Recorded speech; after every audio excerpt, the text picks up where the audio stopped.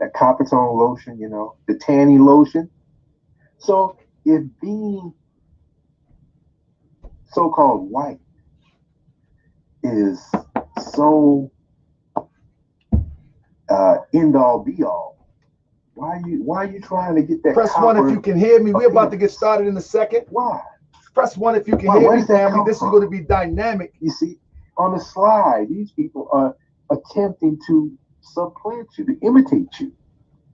They want to tell you that your naturally copper skin tone is insulting, it's distasteful, it's ugly, but on the slide, they try to do it. I've seen it, you see, rubbing this tanning lotion on and attempting to get a nice coppery tone that our people naturally have, you know, of varying hues, from burnished brass to polished, like a polished Coming in copper. a second, waiting on the Grand Chic You family. see, so um, It's going to be dynamic. you know, I'm glad y'all can hear me, family. sometimes we miss these things, you know, and that really, and even when you think about it, think about the Webster Dictionary definition of Americans, the copper-colored tribes of America. That's who the true Americans are, the copper-colored tribes of America. It didn't say black.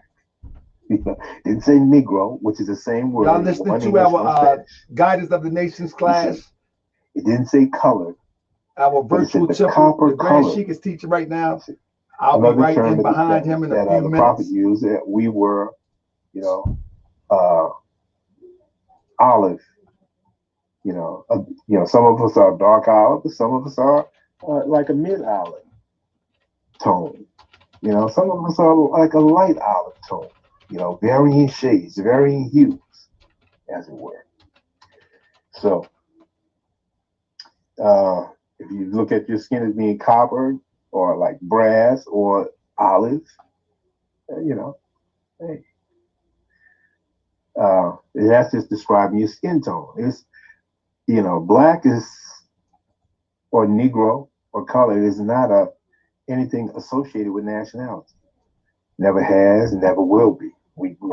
But then again, I'm preaching to the choir. Pardon me. With that, pick up where I left off at what your ancient forefathers were, you are today without a doubt or contradiction. Excuse me. There's no one who is able to change man from the descendant nature of his forefathers unless his power extends beyond the great universal creator Allah himself. Okay? Grand Sheik, Islam. are you ready? Yes, sir. Indeed. I can't hear you. Oh, let me put my apology. Yeah, I'm ready. Absolutely. So I'm live right now on channel 7. I'm also live on what is that? I'm doing a lot over here. Okay. So I'm live on channel 7 and I'm live on Facebook. So I'm ready when you are, my brother. If anybody is on, I can actually screen share. Let me see if I can screen share. I can actually screen share the Facebook if y'all can't, if y'all don't have two devices, if people don't have two devices. So let me get on Facebook over here. In fact, let me go to channel 7 over here. I'll go to channel 7 over here. Family, bear with me. Let me get to channel 7 so we can screen share in our meeting. Channel 7. MWTV. Enter that. So, bam, here we go. So I'm going to, here we go. Enter that. There we go. All right, family. Now I'm going to screen share. Hold up. I'm going to screen share real quick where I'm at. Okay. Bam. There we go. Now let me screen share for those who are not Hold on. All right, give me 1 second. All right. Lean going nuts right now. Goodness gracious. All right, so can y'all see that there? Islam, yes, Grand Sheik, we can. All right. So I don't know if it's going to be a delay, but I still think you should be able to hear me. With that being said, now let me go over here. I'm working this technology, family. Work with me. I'm working this technology, family. Work with me. I'm here. How y'all doing, family? Let me see. It might be a delay over here. But family, so listen. Welcome to our Guidance of the Nations class. I'm your brother Tahaka Bey, Grand Sheik, and I just thought that it was time. I just thought that it was time that we put a lesson down. And now anybody that know me, you know how I do. I'm going to give it to you raw. I'm going to give it to you uncut. So without a further ado, because my time is limited, because this is a class, I want to take it from the top. I was trying to, man, it seemed like I can never get enough of information to the people when I'm trying to get it. It's like my things just pop up in my mind and I'm like, man, I want to share this. But it's just not enough time in the day to do it.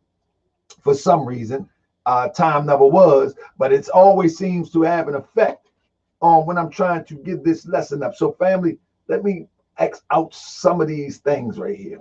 So what we're talking about today is Prophet Noble Drew Ali. What we're talking about is Prophet Noble Drew Ali.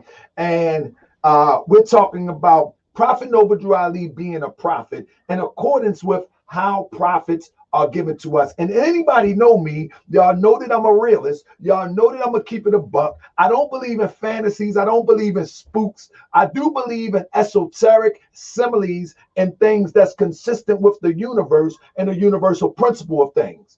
I do believe in those things, and I have faith and confidence in those things. So as we get started, family, somebody say no volume. Do y'all got volume? Everybody can hear me. Why my brother Akhenaten cannot hear me? I can hear you coming through loud and clear. I don't know about everyone else. No, but brother Akhenaten on I don't know if he's on Facebook. He said he can't hear me on Facebook.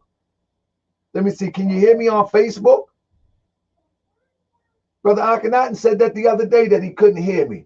Yeah, they man, you're doing too much work out there, Akhenaten. That's why they on you like that.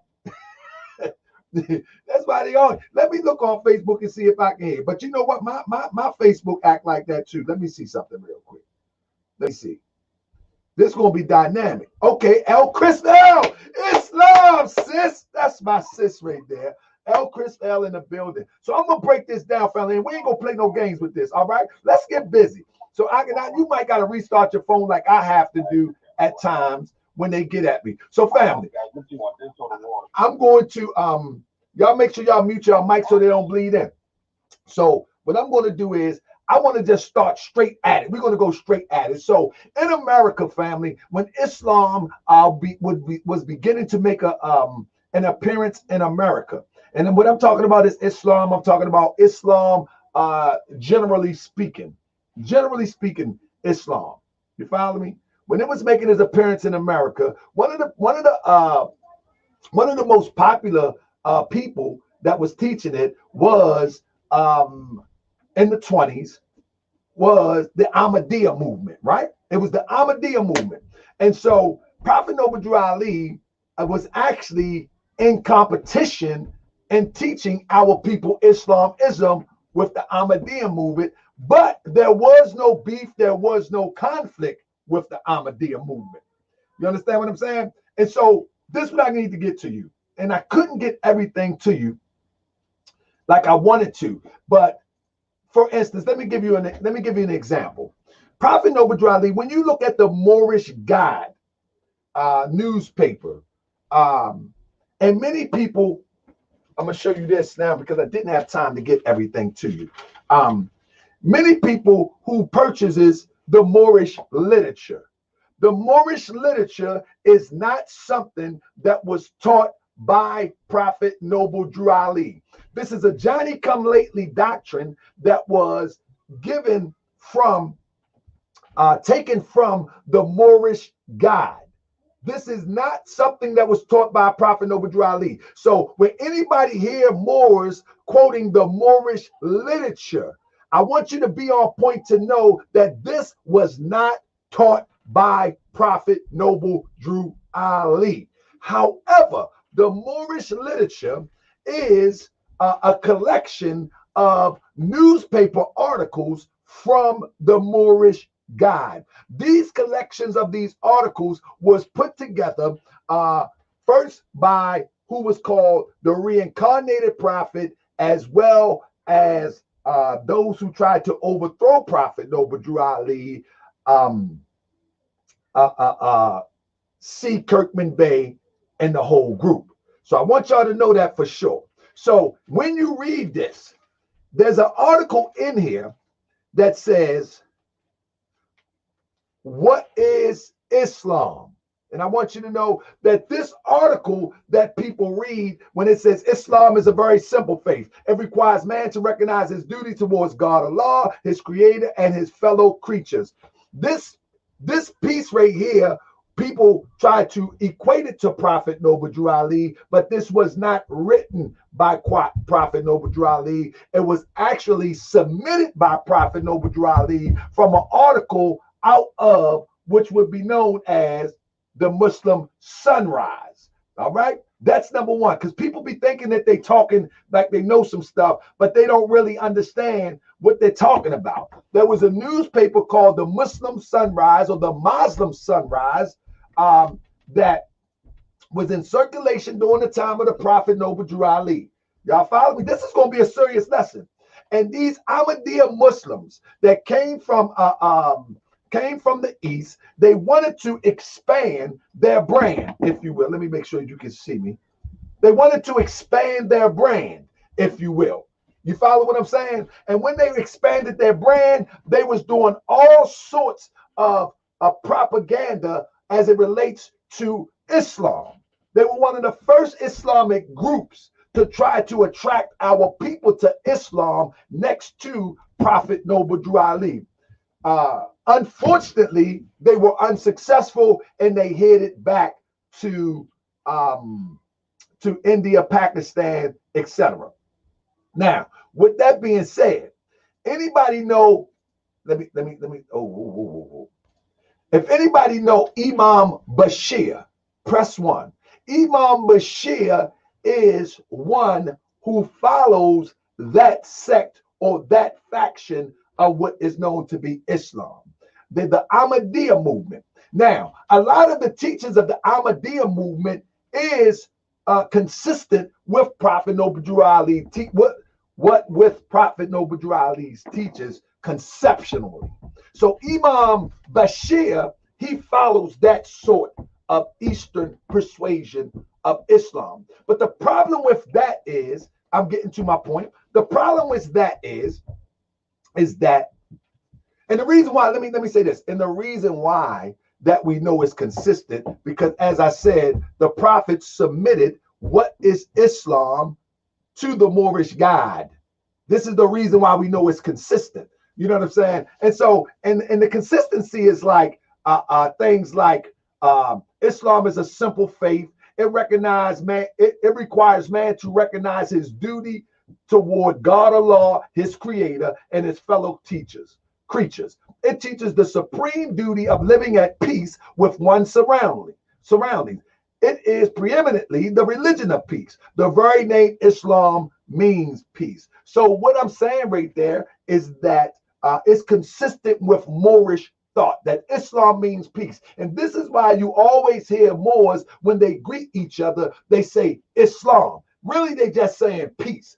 Some countries of the East, they still say salam, because they're just saying peace. With that being said, now, the problem with that is the Ahmadiyya movement bringing a school of thought, which would be known as Islam, to us here in America. It's just not consistent with how prophecy is giving and how teachers, messengers, or leaders come to guide people to God. It's just not consistent.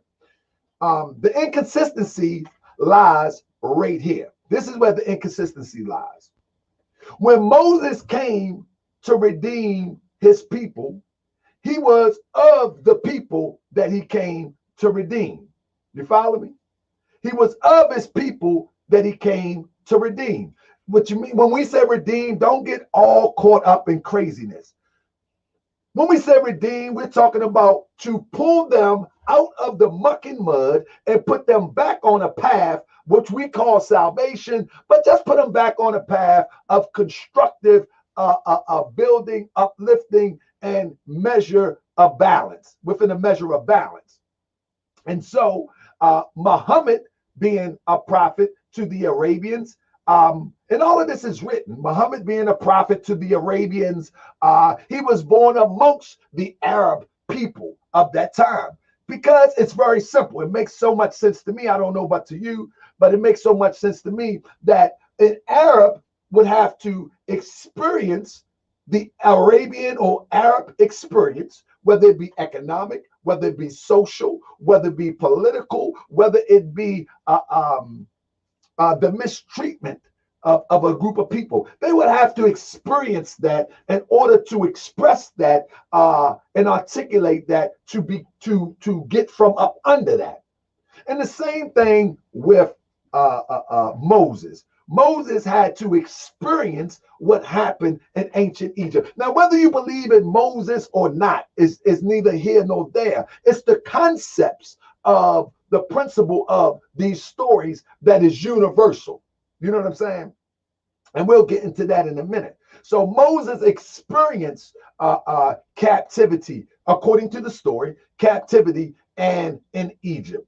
And he felt it so much that his intensity to try to draw his people out of there or pull his people out of there would be more intensified than a foreigner coming trying to help them. You understand what I'm saying?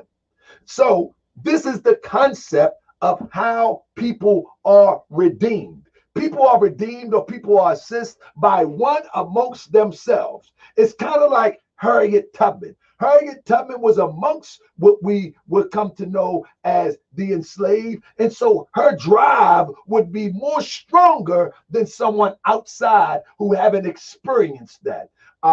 Nat Turner, his drive would be a more intensified than one who didn't experience that. So it's the same thing. It's a universal principle. Buddha came to people of India because of his experience and all of that, you know, on and on and on. And so let me not stay there, but I'm hoping that you get my point, that it takes one to be amongst the people and experience the experience that the people experience in order to really execute resolution. And so it was unsuccessful for the Mufti. And anybody in the Moorish Science Temple of America wonder where they get the term Mufti from? Prophet Noble Drew Ali never used the term Mufti. That term came when the Ahmadiyya movement was in Detroit. And we're going to talk about Detroit in a minute. When the Ahmadiyya movement was in Detroit, and they had a little bit more success in Detroit and in the south side of Chicago than what they had in other places, because the groundwork had been done by Prophet Noble Drew Ali. And even now today, we see that people who been a member of the Moorish Science Temple of America, ultimately some people will leave because they think that this Eastern form of Islam supersedes the Islamism that Prophet Noble Drew Ali taught for some reason, because that's the hate that we have in ourselves, and we don't believe in ourselves in the way that other groups of people believe in themselves. See, the people who follow Muhammad, the companions of Muhammad, they had confidence that something good can come out of Arabia. The people that follow Jesus, when they say, will anything good come out of Nazareth? Well, some people did believe it, and boom, they followed him. Well, in the same vein, Prophet Noble Drew Ali was born amongst us and was one of us, and experience the same thing that we experience. Now, let's go back to my slide. So it wasn't successful with the Mufti Muhammad, right? So, but with that being said, the next group, when the Nation of Islam came upon the scene, we have to remember this, and I'm going to do a whole lecture on this soon. This is not to bash the Nation of Islam, but this is just fact. When Farad Muhammad supposedly came to teach people Islam or his brand of Islam in Detroit, Islam, as taught by Prophet Noble Drew Ali, was already thriving, alive, and well. There were over 4,000 registered Moorish American Muslims in Detroit before W.D. Fard even thought about coming to Detroit. Let's be clear. Before he even thought about coming to Detroit, there were over I want you to look at me in my face. There were over 4,000 registered Moorish American Muslims in Detroit. Do you understand? There was over 4,000. Now, back in the day, the story from NOI was that Master Farad Muhammad was the first to teach Islam to the Asiatic black man in America. That is a total flat out lie. And only recently, within the last 20 years, they began to try to cover that lie and say, we give honor to Prophet Noble Drew Ali as a forerunner. But when I was young in the Moorish Science Temple of America, they emphatically taught that Master Farad Muhammad was the first to teach Islam to the Asiatic black man in America. I'm not going to debate that point at this time, but I will be doing a presentation on the connection between the Nation of Islam, how it was birthed out of the Moorish Science Temple of America. But one of the clues that you can make the connection is that when one used the term Asiatic, one of the first persons to teach Islam or Islamism on these shores was Prophet Noble Drew Ali from an organized perspective, and he was the only one to coin the term with Islam, Asiatic. Nobody else. He made that conjunction. It's recorded on the walls of time. So one of the connections is, and like I said, I will do a whole presentation on that connection at a later date. So when you see Asiatic black man, you will already know that there's a connection there from the phonetically, whatever I'm saying. You know what I'm saying? I mean, from the words being used. So that's right. I'm gonna butcher some stuff, but we're gonna get there. With that being said, the second thing that we have to recognize is that it's not consistent with history. Now, the story of WD, I'm going to get it uninformed, phonetically, is that what it says, phonetically? The story of W.D. Fard Muhammad, also called Wali Fard Muhammad, Farad Muhammad, F. Muhammad Ali, or Wallace Fard Muhammad, born 1877 in Mecca. Now, if he's coming to save us, this is not consistent. Mecca, born founder of the Nation of Islam, sometimes called Black Muslim Movement in the United States, Fard immigrated to the United States sometime before 1930. And that year he established in Detroit the Temple of Islam, as well as the University of Islam, which was the Temple School, and the Fruit of Islam, or corpse male guards. Fard teached that blacks were not to be called Negroes. We know that that is consistent with Prophet Noble Drew Ali. And he said that must prepare for an inevitable race war, and that Christianity, etc., etc. So we know one of the first ones to teach that we are not Negro, black, and colored is Prophet Noble Drew Ali. So there's another connection. But one thing that's inconsistent with Master Farad Muhammad is the people that he came to deliver do not look like him. They are not from where he's from, nor is it consistent with universal practices of delivering a people. As I said before, Moses was raised amongst his people. All right? Moses was raised amongst his people. Abraham was raised amongst his people. There we go, Sonny. Vernacular. There you go. There you go. That's right. I need y'all to help me. You follow me? Lot was raised amongst his people. And all of these people that was raised amongst them people was ultimately inspired by the turn of events that was happening to their people. No one came from a foreign land to save any people in antiquity. It just never happened like that. So the story is that Master Farad Muhammad is God in person. The story is that Master Farad Muhammad is God in person. As again, this is not a shot at Master Farad Muhammad or NOI, but to go to a people that was subjugated by slavery, by Europeans, was subjugated to the institution of slavery by Europeans, to bring someone to look close or resembling a European, also from a foreign country, and he be God, is not consistent. It's just not consistent. And we're going to go with the consistency in a minute. It's just not consistent with history of our ancestors. It's just not.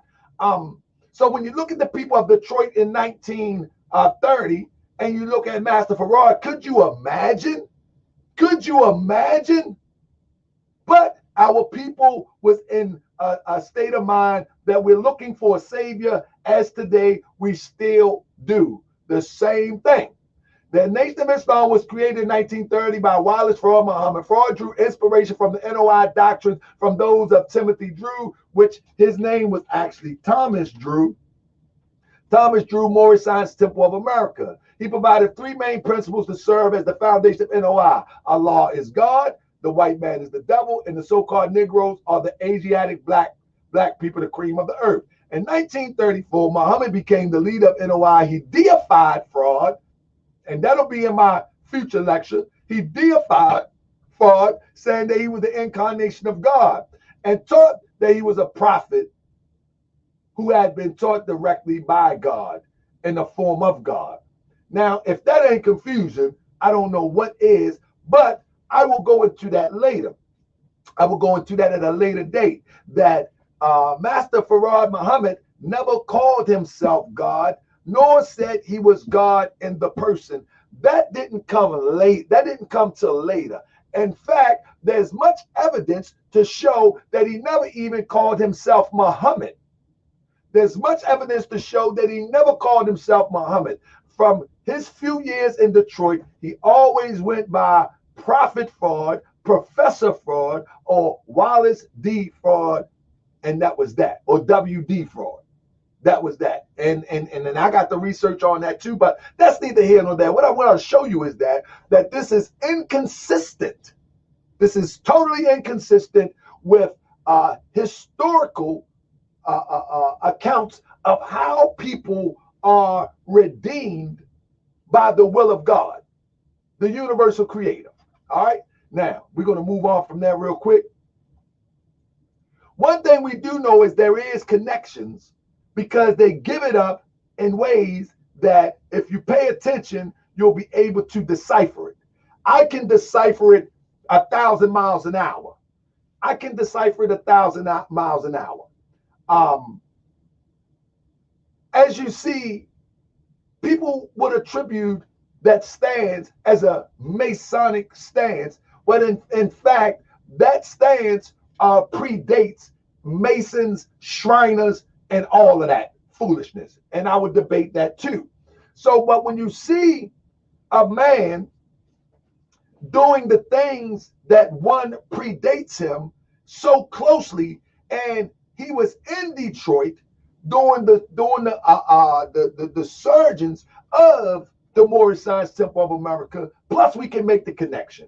Easy, make the connection. I have enough research to show sisters dressed as Moorish American. I have enough research to show that brothers dressed as Moorish Americans. I have enough research to show that Elijah Muhammad was teaching from the Moorish American doctrine.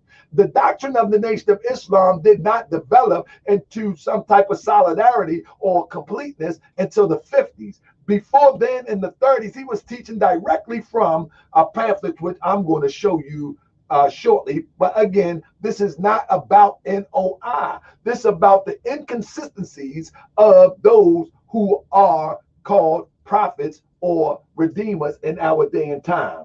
Last but not least, as you can see, the first one that put fezzes on our head in America was Prophet Noble Drew Ali. No one of our culture was wearing fezzes in America or made them popular in America like Prophet Noble Drew Ali. No one. Deuce Muhammad came from Egypt. He wore fez. But us in America, we didn't know nothing about no fezzes. So there you go again. And I'm just giving you slight connections. And what you see right there is Elijah Muhammad. And also you see John Muhammad wearing a fez. You follow me? And so because the word got out, many people tried to clean up the nation connection to the Moorish Science Temple of America. Because what happened was, the reason why they try to clean it up, and I'm going to give it to you a buck. The reason why they try to clean it up, because people denied Prophet Noble Drew Ali. People in the time of Prophet Noble Drew Ali, they knew that W.D. Ford was claiming to be Prophet Noble Drew Ali reincarnated. Yeah. He was calling himself Prophet Noble Drew Ali reincarnated. We got that research too. But what happened is, once Elijah took the stern wheel, if you will, he began to evolve it into a unique doctrine of its own.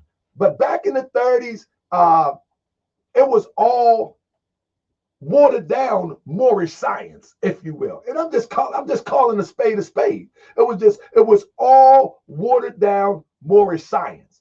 I'm literally just calling a spade a spade. I'm not knocking nobody. We're just telling the truth here, because I want to show you the consistency of how prophecy is given. If you still believe in prophecy, that's good. If you don't, indulge me for a second and understand the wisdom of our ancestors so we can know what to look for if we are interested. You know what I mean? Now, when you look right here, let me blow this up a little bit. It say, Elijah Muhammad, messenger of Allah and spiritual leader of Muslims in the U.S. for nearly 30 years. This was in the 50s. For nearly 30 years. Eloquent, modest, and learned. He inspires great loyalty in his followers, though prosecuted, and he and those who believed in him erected the first temple of Islam in Detroit, Michigan. Y'all hear that? He erected the first temple of Islam in Detroit. Now people will try to flip that and say, well, you know, he wasn't saying that he was the first one to teach Islam. He was talking about the Temple of Islam, speaking to the Nation of Islam. No, because when I was young, I'm telling you now, I used to be in debates all the time who taught Islam first, and everyone was taught that NOI was the first to teach Islam in America. That's what it was taught. You know what I'm saying? Now, here we go. Thank you, my brother. The truth never is offensive. In my book, it's music to the righteous ear. But now, here we go. I just want people to get back on track to what truth is, my brother. So you right on point. So listen, let's start with the zodiac. Whenever we look at the 12 signs of the zodiac, you probably say, what are you talking about, brother Tagame? Whenever you're looking at the 12 signs of the zodiac, they're very important. They're very important. The reason why they're very important is because our ancestors used the zodiacs in order to identify that which is to come, of that which is happening. When we look up in the sky and we see dark clouds, that's an indication that rain is about to come. When we look at the positioning of the celestial bodies, then we should know what's to come. This what made Moors so intelligent beyond measure. Back when they was building canals and rivers, and which way the river should flow, or Egyptians, they looked at the celestial stars, and they knew which way was north. This is how they would navigate into a black ocean. You can't see nothing in a black ocean. But if you look at the stars, you know where the North Star is, and you knew how to navigate. But with that being said, when you look at that, the three wise men in the Bible, let me pull it up. The three wise men in the Bible, when they seen the star, let me pull it up real quick. I'm going to try to pull it up. Y'all remember the Bible story? Let me pull it up real quick in the Bible. I wasn't going to use this, but I think it makes sense to use it real quick. Now they won't give me. Okay. Okay, here we go. Okay, Matthew 2, right? I'm gonna screen share this real quick so we can get it, because I want to make a real point.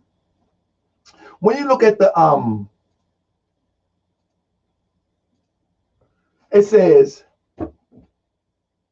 now after Jesus was born in Bethlehem, you don't have to believe in Jesus, but listen to the concept. Now after Jesus was born in Bethlehem of Judah in the days of Herod. I'm trying to see. Oh yeah, okay. Verse 9, here we go. And when they heard the king, they departed. And behold, the star which they had seen in the east went before them, till it came and stood over the young child. When they saw the star, they rejoiced exceedingly great. Now, many of us would look at that and just take it as a Bible story that just take it as a Bible story as our mothers and fathers given us. But what's happening is they're looking at the celestial bodies in order to identify the coming of a prophet, or the coming of a redeemer, or the coming of one to assist them. You feel what I'm saying? They're looking at the celestial bodies, and I'm telling you, this thing is not new with the Bible. They did that in ancient Egypt. That's how they built the pyramids, from the celestial bodies. This is how the Nile was dredged, from the celestial bodies. And so they're looking up. We don't look up no more. We don't even pay attention no more. But this is how our people would know what's to come. And this is how we find the consistency of what is a prophet. But we don't pay enough attention no more. So anybody can tell us anything. And when they tell us anything, we fall victim to their scam. We fall victim to their hustle, because we thirsty to get out of this situation. But what I'm telling you, if we pay attention to the historicity of how events take place, we would be better off. We would be better off. So let me show you. Let's get in it. Let me get back to it real quick.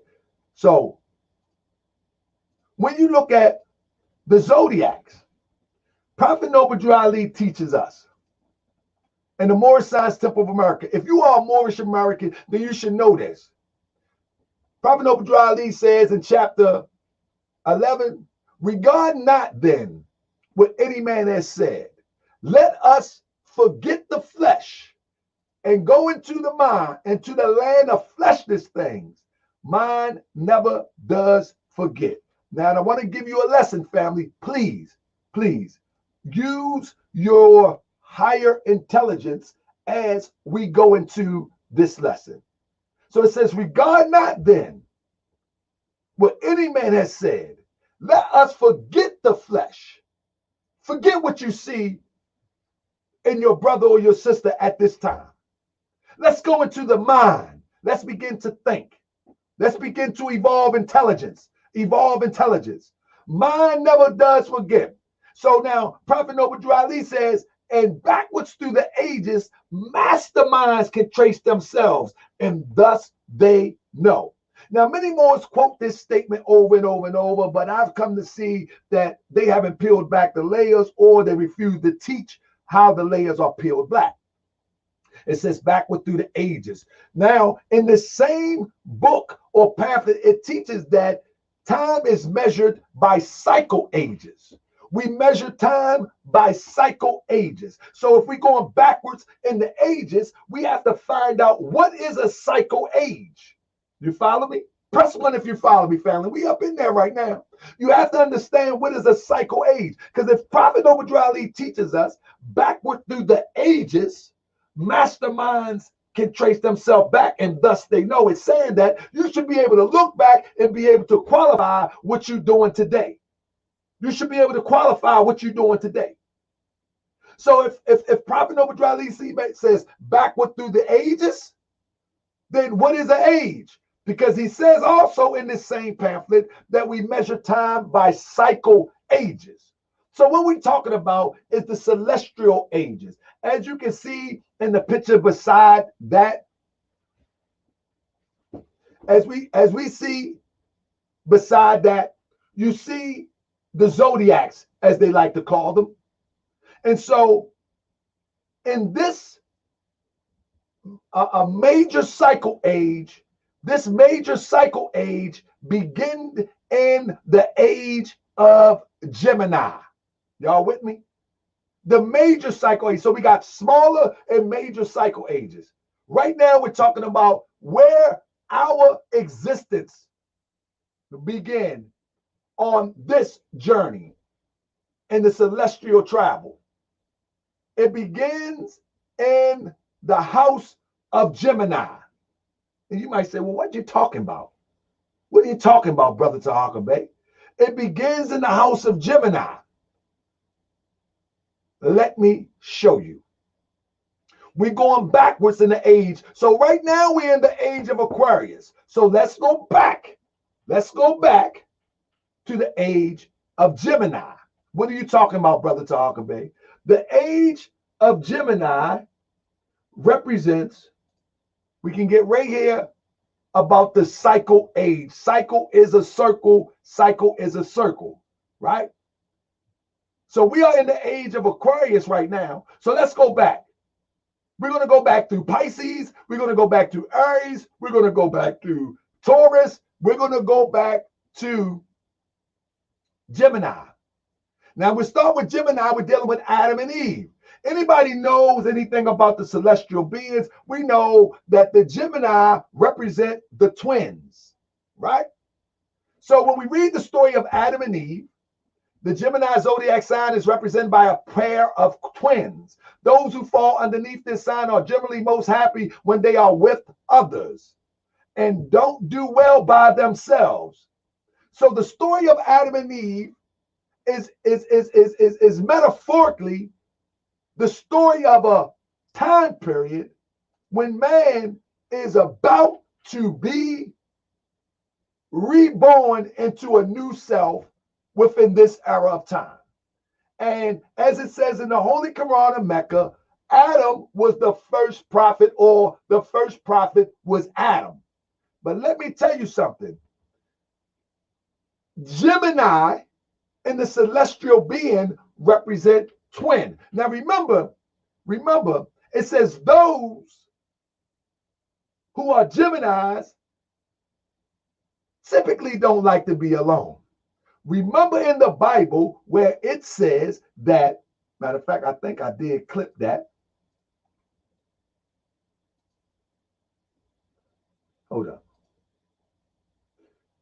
Oh, when God says, supposedly, and the Lord God Father, hold on.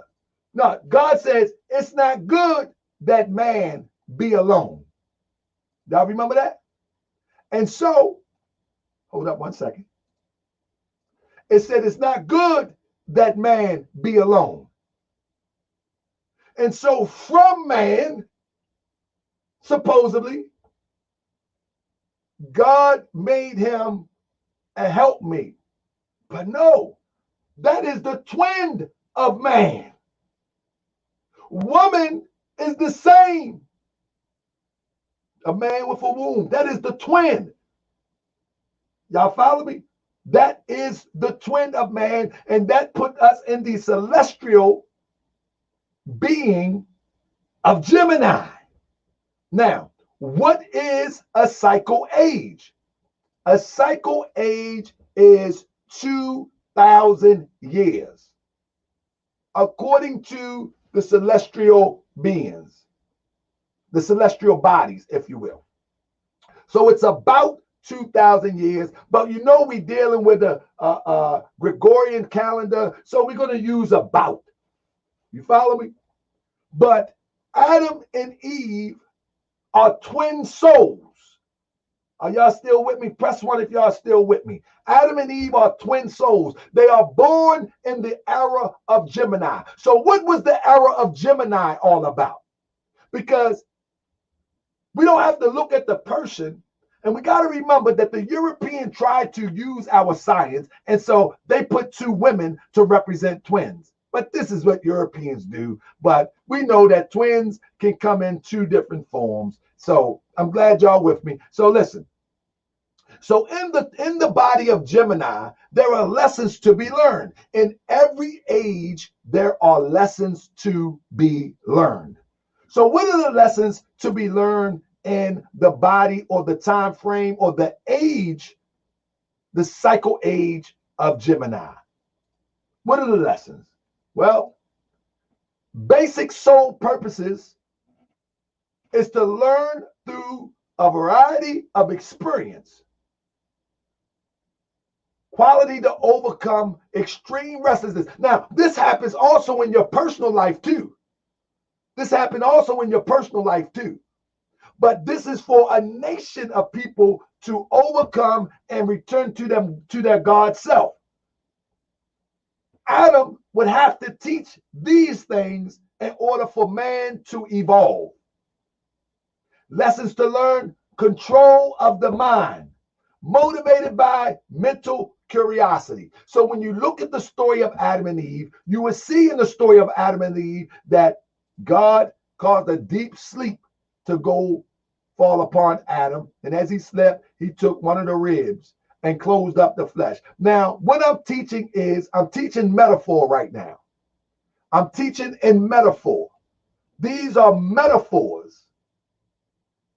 Now, I could make a whole class on what deep sleep is, but that's not what I'm aiming to do right now. What I'm aiming to do is show you the consistency of how prophets are brought into the life of you and I and our ancestors of days of old. That's what I'm doing right now. So, and we're going over the consistency. So, learn control of the mind. Now remember this and Genesis. Now the serpent was more crafty of the wild animals of the Lord God had made. He said to the woman, did God really say you must not eat from any tree of the garden? The woman said to the serpent, we may eat fruit from the trees in the garden, but God did say you must not eat from the fruit that is in the middle of the garden, and you must not touch it, or you will die. You will not certainly die, the serpent said to the woman, for God knows that when you eat from it, your eyes will be open and you will be like God, knowing good and evil. Control of the mind was the lesson in the age of Gemini, and Geminis are motivated by mental curiosity. This is what the lesson of supposedly what they try to characterize as the forbidden fruit, when in fact it was an age where lessons shall be learned. In our Holy Quran of the Moorish Science Temple of America, Prophet Noble Ali says that, hold up. It says, and these attributes became a body beautiful. This is verse 1, chapter 1 chapter 1, I mean to say, a multitude of lessons must be learned on the plane of soul. He tells there are many ages until his lessons are learned. So when we're talking about ages, each celestial age or cycle, if you will, there is lessons that the generations must learn. During the time of Adam, the primary lessons that were to be learned during this 2,000 years period is to learn to overcome extreme restlessness. Get up, let's get busy. Lessons to learn was to control of the mind and be motivated by mental curiosity. Those was the lessons during the time of Adam for the 2,000 year period. Now, as you can see, Prophet Noble Drew Ali asks us a question. Who are Adam and Eve? They are the mothers and fathers of the human families, Asiatics and Muslims. So we see the twin spirit or the twin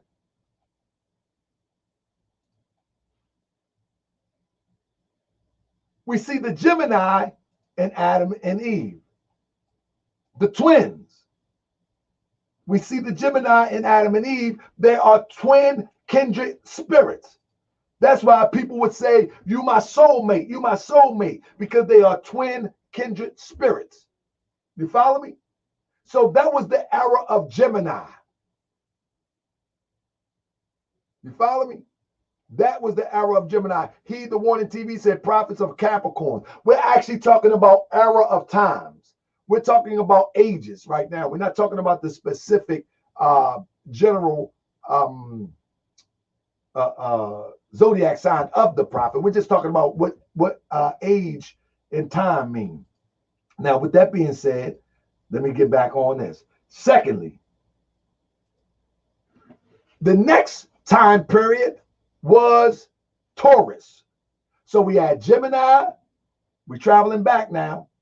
We had Gemini. Now the next was Taurus. Taurus the bull. What time period, according to the Bible, was Taurus in? Who represented Taurus the bull? Can anybody say who represented Taurus the bull? What time period? Anybody? Somebody type it in. What prophet represent the bull?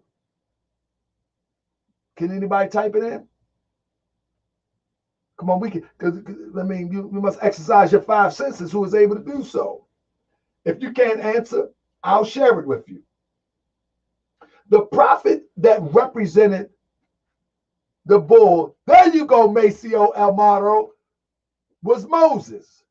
Moses represented the time period of the bull, the 2,000 year time period of the bull.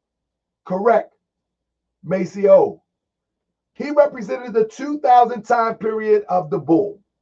All right. This is how no one can fool you, and no one could fool our ancestors, because we knew how the celestial beings would speak to us. This is how we can't be fooled from a universal perspective. We knew. And you're supposed to pass this down to your children so they won't be fooled. See, but during the institution of slavery, we forgot about all these sciences. So now anybody can say, oh, I'm a prophet. Anybody can say, I'm the reincarnated prophet. Anybody can say, I'm the resurrected prophet. Anybody can say all of this tomfoolery. And you won't have a clue because you don't know what to use to qualify it. But I want to show you what you use to qualify it. And I'm going to show you Prophet Noble Drew Ali mission in the same vein that I show you this. So we might go a little bit over 4:30 because I need to make sure everybody get this. But here we go.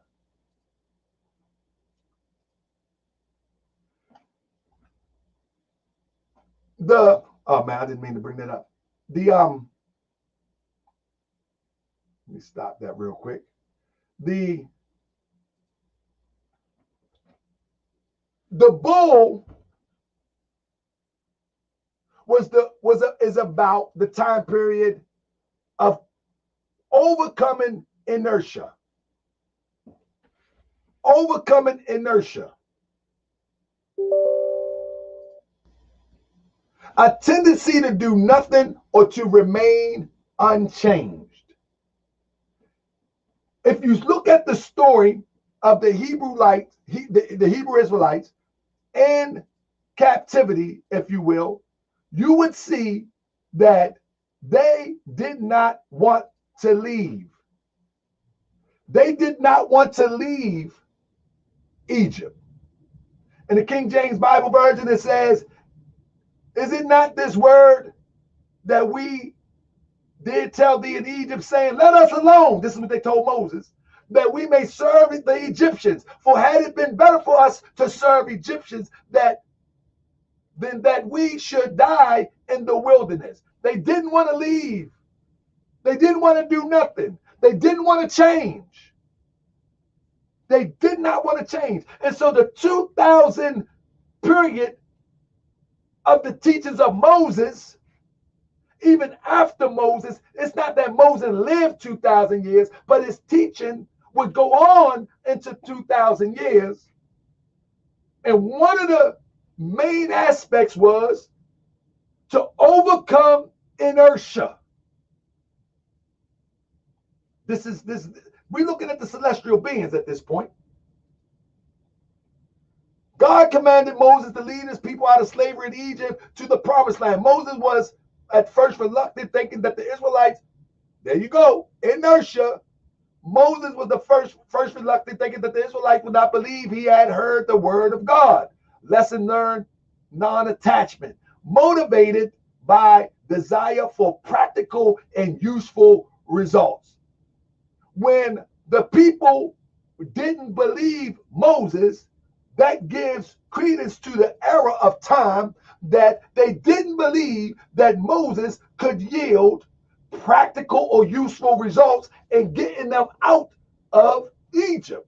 So that time period, whether you believe in Moses or not, that time period, there was a time period of Taurus, and the whole time period was about overcoming inertia, detaching yourself, and looking for practical, useful results. That was that 2000 time period. Whether you believe in Moses or not, you do know that the celestial beings don't change. And so in the celestial bodies of that cycle age of Taurus, those was the lessons to be learned for the planet Earth. Trying to tell you. Now, we always know, or if you don't know, now you know, bulls get the reputation of being stubborn. And while Taurians also have this trait, they are just searching for another point of view. And so, in searching for another point of view, we know that one of the things that they were doing was worshiping the cow. Y'all remember that? Y'all remember that the Egyptian, there we go, the people were stubborn and bullheaded during the time of Moses. What I'm saying is, Maceo says, so are you saying are these stories in the Bible are essentially astrological? What I'm saying, Maceo, as a Moorish science teacher and a teacher of Moorish science and Islamism, I'm saying that you can learn from these stories, whether they're basic, mundane, and you believe that a person named Moses existed, or you can learn from the story if they're metaphorical. I am not the one to say which way to believe. That's not how I teach. You know what I'm saying? Because my teacher, Prophet Noble Drew Ali, he taught things from the surface level to the most complex understanding level. So I don't try to tell people how to believe. My mission is to warn and to teach people to think and they can save themselves. I don't want, because if you try to tell somebody how to believe, you might as well enslave them. You know what I'm saying? So I know that from the most basic, a lesson is learned, and from the most complex. where I'm at in my journey, I want to give people what I've come to know. And what I've come to know is the more complex. You know what I'm saying? But I want to make the complex as simple as ever so people can get it. So thank you for that question, my brother. With that being said, now, after Taurus the bull, remember, we're traveling back.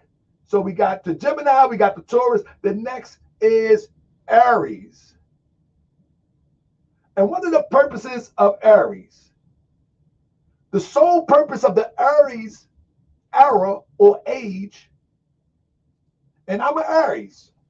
And if you're Aries, you know this to be true.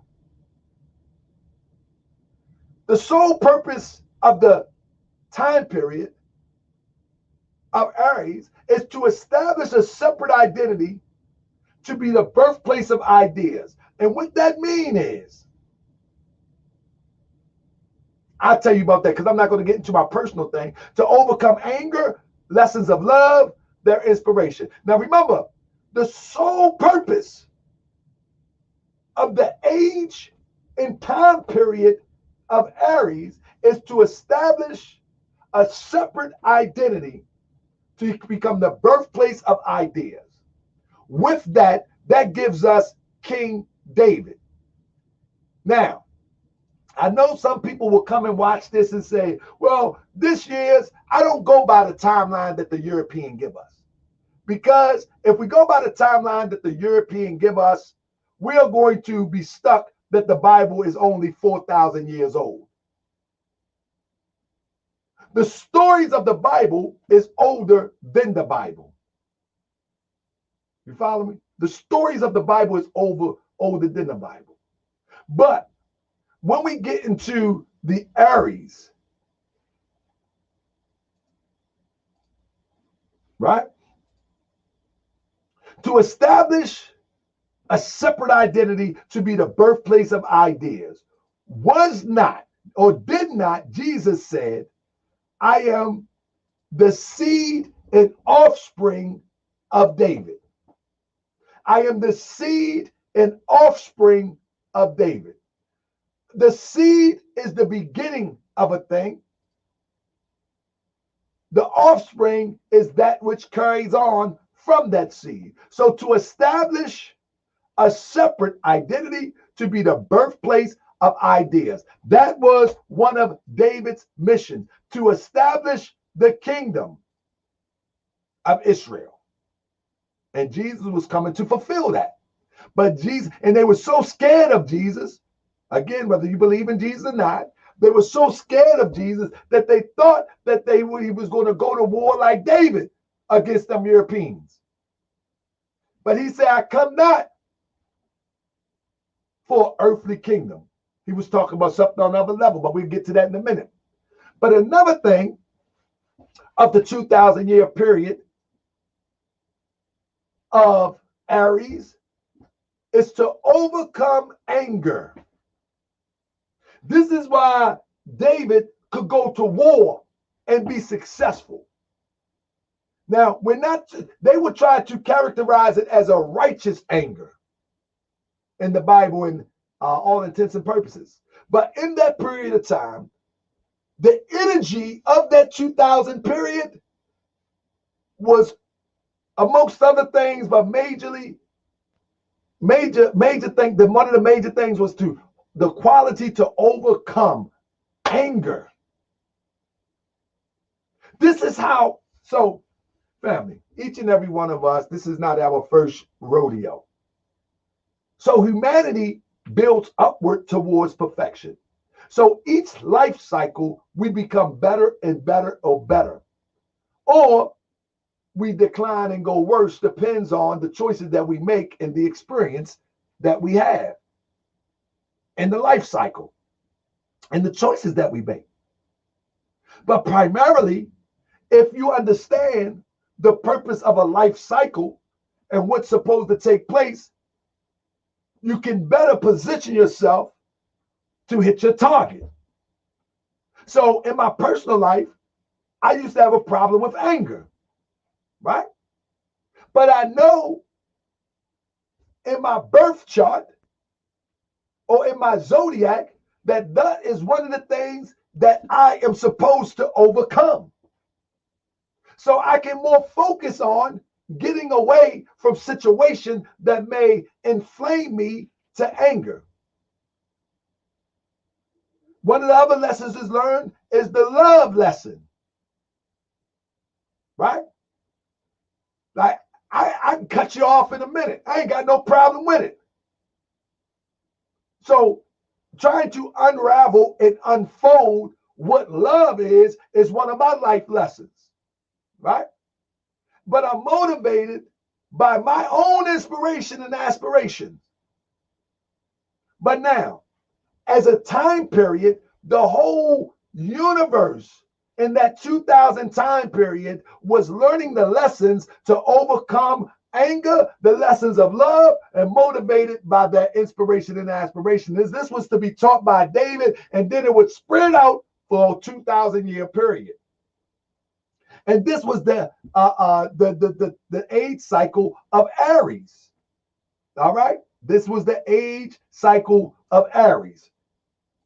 And when you look at Aries, Aries is the first sign of the zodiac that in its symbolic, it is the sign of pioneering leadership. I'm an Aries. Aries is associated with inspiration, initiation, innovation, boldness, courage, impulsiveness, and spontaneity, going first, taking the initiative, pushing forward, and pushing through obstacles. All are key Aries themes. This describes our brother, King David. King David instructs us, be angry and do not sin. Ponder in your own hearts on your bed and be silent. Overcome anger. That's in the Psalms. Lessons to learn, love. King David, this is the story that the universe primarily should have been learning during the time period of that age cycle. One evening, David got up from his bed and walked around on the roof of the palace. From that roof, he saw a woman bathing. The woman was very beautiful, and David sent someone to find out about her. The man says she is Bathsheba, the daughter of Eliam, and the wife of Uriah the Hittite. Then David sent messengers to her. She came to him, and he slept with her. Lessons of love. Now she was purifying herself from her monthly uncleanness. Then she went back home. The woman conceived and sent the word to David saying, I'm pregnant. So David sent the word to Joab. Send me Uriah the Hittite. And Joab sent him to David. When Uriah came to him, David asked him how Joab was, how the soldiers were, and how the war was going. Then David said to Uriah, go down to your house and wash your feet. So Uriah left the palace, and a gift from the king was sent to him. But Uriah slept at the entrance of the palace with all the master servants and did not go down to the house. Now, when we read the story, we know that Uriah actually was put on the front line and killed. So the universal lesson in that age was about the lessons of love, what love is and what it is not. But many people look at that story and don't understand the universal principle that's given in that story. What I'm trying to show you is that these time periods is consistent with Prophet Noble Ali's time period. Let me show you. Let's keep it moving. I'm almost done, I think. Let me see. Okay. So, and they're motivated by their inspiration and aspiration. This is why you get the book of Psalms, because they're motivated by their aspiration and inspiration. And Psalms is a sacred song, a poem used in worship. And we know that that is inspiration. So in that time period, it's to get people inspired and motivated by their own aspirations. The next age, the next 2,000 years after David, was the Piscean age. You follow me? again, like I said, we're not going to go off the European timeline of the Bible, because we know that the European timeline does not qualify the timeline of our ancestors. So the Piscean age is the age in which Jesus was born in. Y'all with me? Is the age in which Jesus was born in. What indicates that? For those who don't know, the indication that Jesus was born in the Piscean age, that Jesus was born in the Piscean age is very clear when you look at the celestial bodies that the three wise men were looking for. When they looked in the sky, in the celestial bodies, hold up one second, let me get my page back right. When they looked in the sky in the celestial body, what exactly did they see? The Piscean or the Pisces represent the two fish. Two koi fish swimming in opposite direction represent dualities of heavens above and below on earth. So whenever you see, for example, give me 1 second. So whenever you see, and I'm going to just Google something real quick, Christian fish. So whenever you see, hold up. Matter of fact, I'll let you see it yourself. Let me do it like this. I just Googled it real quick so you can see it. But let me let you see it yourself. So whenever you Google, I just Googled Christian fish. You see this? Why is this fish so important? Well, it's important because what I just shared with you. What I just shared with you is that Jesus is a master teacher of the Piscean age. The fish represent Pisces. And people would say, well, what about the two fish in the Bible? Well, let me tell you something. The fish represent, in the Piscean age, right? Now, allow me stop screen share. Let me stop that. Allow me to get back to the file real quick. So, representing dualities, heaven above and below on earth. And remember that Jesus said, on earth as it is in heaven, right?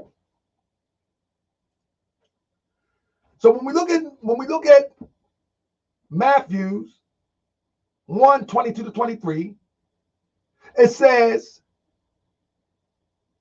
now all this was done that it might be fulfilled, which was spoken of the Lord by the prophet, saying, behold, a virgin shall be with child, and shall bring forth a son, and they shall call his name Emmanuel, which being interpreted, God with us. And many people would ask the question, well, why haven't we ever seen him called Emmanuel after that? Why haven't we seen that? Why haven't we seen in the Bible that he was ever called Emmanuel again? Because it's about the interpretation of what Emmanuel means. God with us. Now, many Christians want to make Jesus the God that's with us, but in fact, Moorish science, we teach that God is with us. The nearest place to meet Allah is in the heart.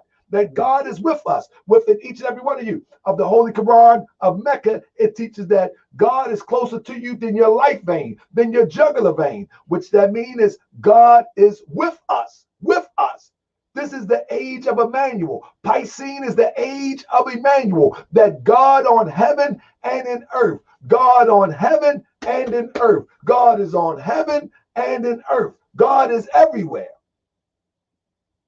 This was the age of Emmanuel. This is why kingdom come on earth as it is in heaven. This is why Jesus said, ye are all God's children of the Most High. This is why Jesus always give the indication that I and my Father are one.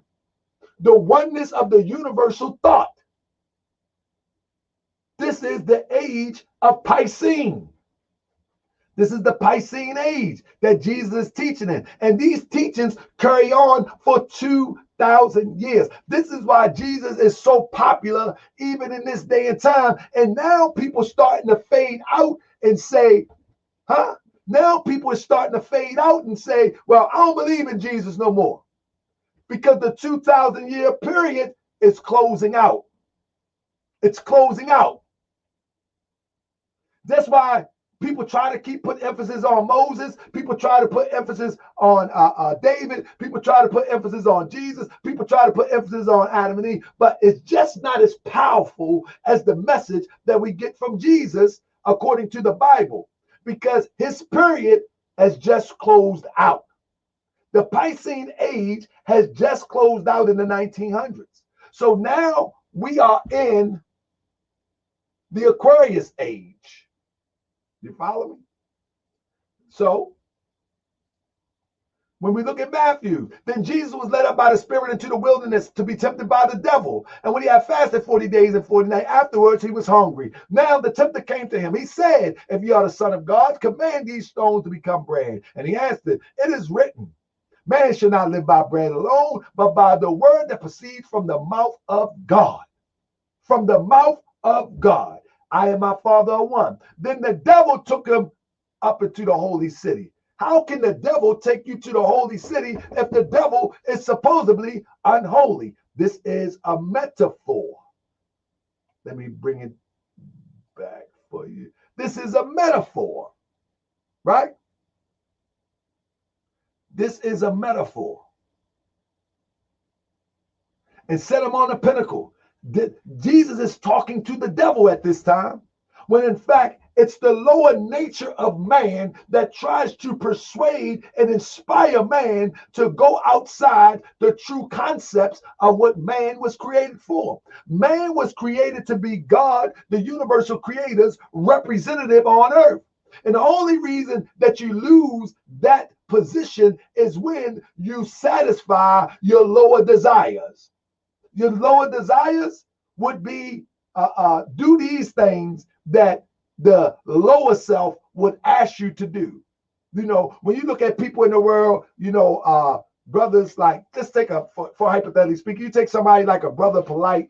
You know, the brother is very eloquent, very sharp, got a laser type memory, but he chose to look at the cities. He chose that over the higher nature of himself.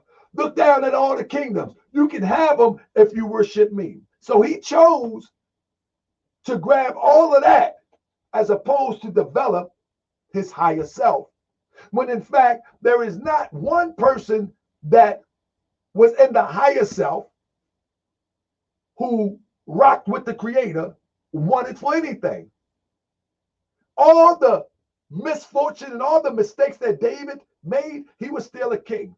All of the things that Lot and Abraham went through, they had so much that they said, man, listen, this is just too much, man. You got too much. We beefing now. You take the left, I'll take the right. So there wasn't not one who developed into their higher nature that wanted for anything. And that's how the lower self tricked you. The lower self tricked you into believing that you're going to obtain more if you go this way. The lower self, but you can't gain more because the lower self don't own nothing. The lower self haven't created nothing. The lower self just breeds things. It doesn't create nothing. It breeds hatred, slander, lewdness, murder, theft, and everything that harms, but it doesn't create nothing. You understand what I'm saying? So the only time that you'll be able to benefit and something that'll be everlasting, it have to come from the source and which created it. And everything is yours. In the words of Brother Jesus, that all power on heaven and earth and given unto you. How can some man give you more than that?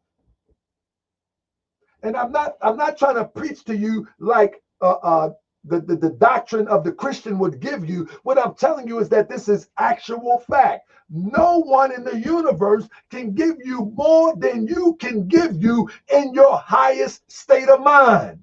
Nothing can give you more than you can give you once you evolve into your highest state of mind. And this is what Jesus taught. Jesus taught about rising to your highest state of mind. Your God self, ye are gods, children of the Most High, but ye shall die like men. This is what it's all about. But we don't believe in that no more. We believe that somebody can give us more than the universe when we align with it. That don't even make sense. You know that don't make sense. But this don't mean that you got to act holier than thou, put on a show. That's corny. That's corny. You ain't got to do that. All you got to do is strive to bring out the God self. And if you don't know the God self or how to bring out the God self, join the Moorish Science Temple of America, styled as the Noble Temples, or somebody who's responsible as it relates to bringing out the God self. Get with somebody. You need instruction. For man loves to follow, not to lead, but you only follow until you're able to lead. Get with anybody. Get with Sai Guru. Get with somebody. I don't know. Get with somebody of good character, but make sure they got good character. Get with some of the sages of Africa. Get with somebody. Get with the Moorish Science Temple of America. I'm not saying all them other groups because they be playing games, and I'm gonna keep it a buck. But the only thing I can speak of is with me and the Noble Temples, how we work this. I couldn't be sitting up here talking to you like this if I was a fool in any other aspect of my life. You see what I'm saying? Like, just like it says in the Bible, don't cast your pearls to swine. The universe don't give you pearls if you're living like a swine. The universe don't give you pearls of the mind if you're living like swine. It don't work like that. So I couldn't tell you this if I wasn't somewhere along the way developing. Did that make me perfected? Absolutely not. Do I got some things I got to work on? You better know it. But it's about the strive. So let me get back real quick as I wrap this up. So when you look at Prophet Noble Drew Ali, he is born in the sign of Aquarius. You follow me? He is born in the sign of Aquarius. So the Piscean age closes out in the 1900s. In comes Prophet Noble Drew Ali. Now here we go with the consistency that I'm telling you about. And I went unto the angel and said unto them, give me a little book. And he said unto me, take it and eat it, and it shall make your belly bitter, but it shall be in thy mouth sweet as honey. Do anybody know the symbolism of the age of Aquarius? Talk to me. What's the symbolism of the age of Aquarius? Let's see if we can pull it up, because we're going to do this in real time. The symbolism. Matter of fact, I already got it up. I ain't got to pull it up. I got it up. The symbolism of Aquarius, cryptonomics, the water bearer. Thank you, Crypt. That's my bro right there. Shout out to Crypt. The symbolism of Aquarius is the water barrier. The water bearer. There you go, Crypt. Now, why is that important? Why that is important? We're talking about Prophet Noble Drew Ali. Because I ain't no fool. I know I want to get right. When you look at Prophet Noble Drew Ali in the book of Revelation, you will see that Prophet Noble Drew Ali is coming out of water, the cares of the world. On this little book, the cares of the world, he's coming out of water. But what are you talking about? Okay, let's read the prophecy. The age of Aquarius, the water barrel. Now in Ecclesiastic 12:1, it says, remember now the Creator in the days of thy youth, while the evil days come not, nor the years draw nigh, when thou shalt say, I have no pleasure in them, when the sun or the light or the moon or the stars be not darkened, nor the clouds return after the rain. And the day when the keepers of the house shall tremble, and the strong men shall bow themselves, and the grinders cease because there are few, and those that look out the windows be darkened. Hold up now, we almost there. And the doors shall be shut in the streets when the sound of the grinding is low, and they shall rise, and he shall rise up at the voice of the bird, and all the daughters of the music shall be brought low. Also, when they shall be afraid of which is high, and fear shall be in the way, and the almond tree shall flourish, and the grasshopper shall be the bird. Now, I can break down all that science too, but we're not doing that today. And the desire shall fail, because man goeth to his long home, and the mourners go about the street. Now, let me just blow this up real quick.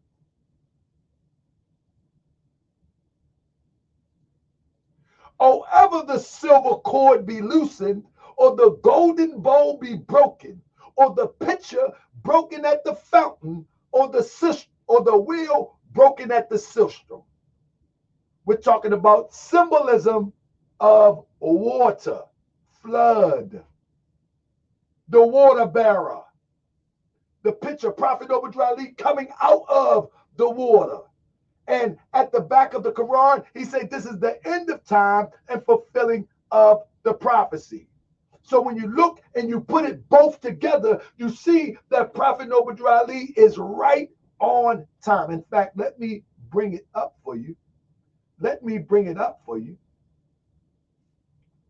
When we look at this prophecy, whether you believe in the Bible or not, we are in the age of Aquarius. Prophet Obadiah Ali is coming out of the water. He has the sister representing humanity in his hand.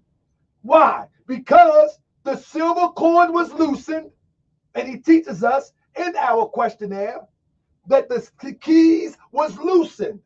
Where's my questionnaire? In fact, let me pull up a questionnaire so y'all can see it. I'm about to wrap it up. I might as well go all the way with it. Let's go all the way with it. Let's bring it all up.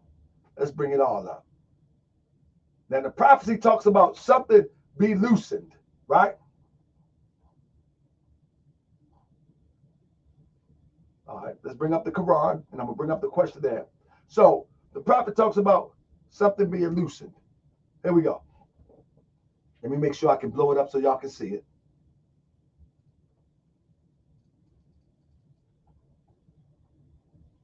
He said, the lesson of this pamphlet is not for sale, but for the sake of humanity, as I am the prophet, the servant is worthy of his hire, you can receive this pamphlet at an expense.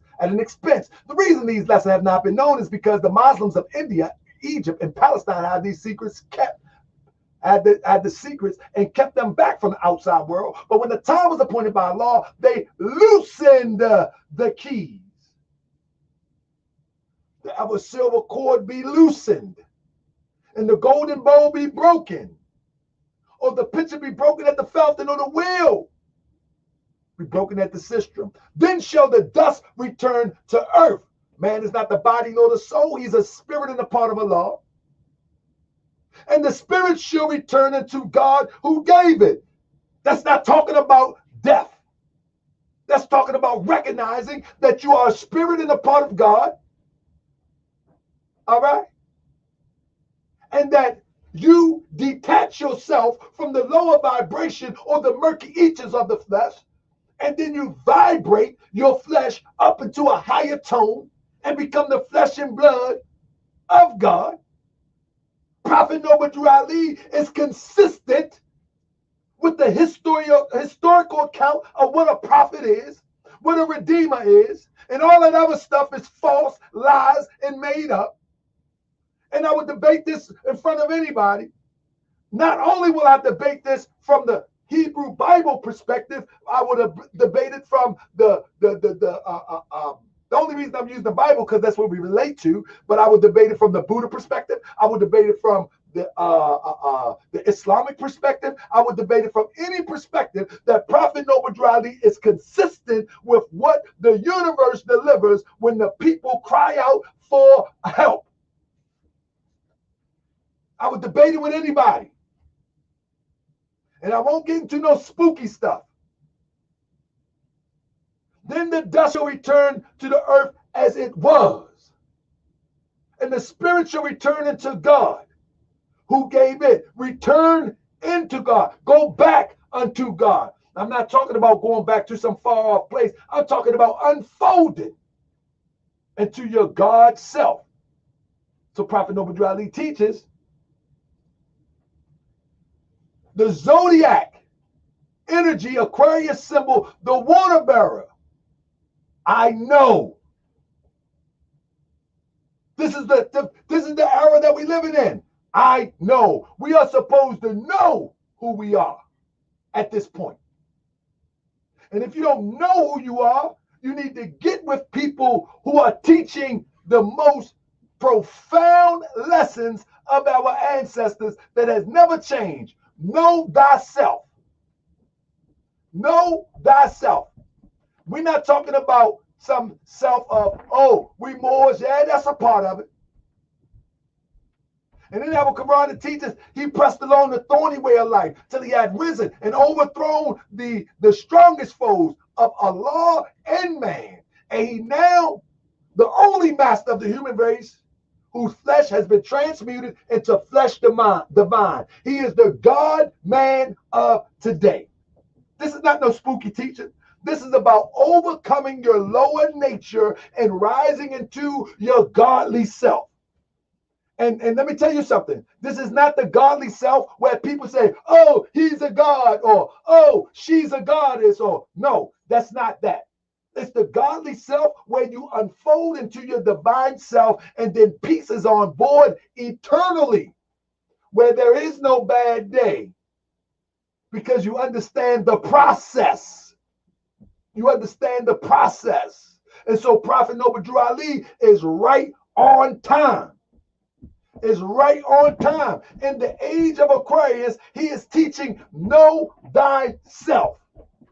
And when you know yourself, you know your Father God Allah, who dwells within the heart of you and I. And then he saw this man who just demonstrated the power to us. The power to man's raised from carnal flesh and blood to the flesh of Allah as a babe in Bethlehem.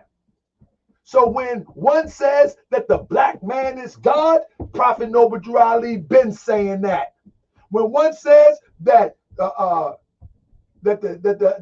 Asiatic black man is the maker, the owner, the cream of the planet Earth, father of civilization, God of the universe, that's just a remix. That's a Puff Daddy remix. See, we got the roadmap.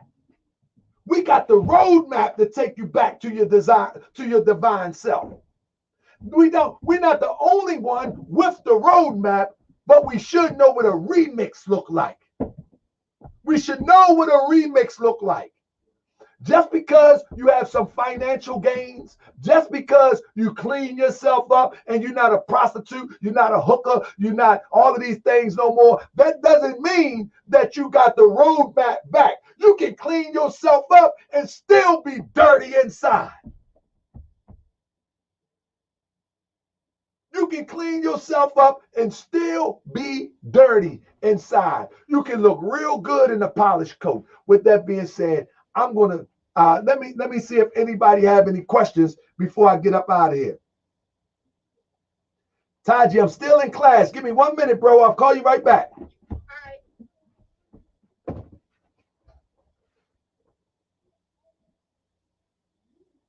Yourself is greater than any holy said in the holy book. Islam. Anybody got any questions before I get out of here? Because the grand sheik got to close us out.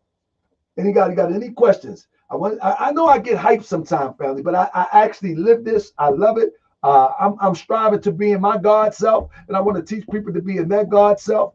And again, I take all challenges. And I don't care what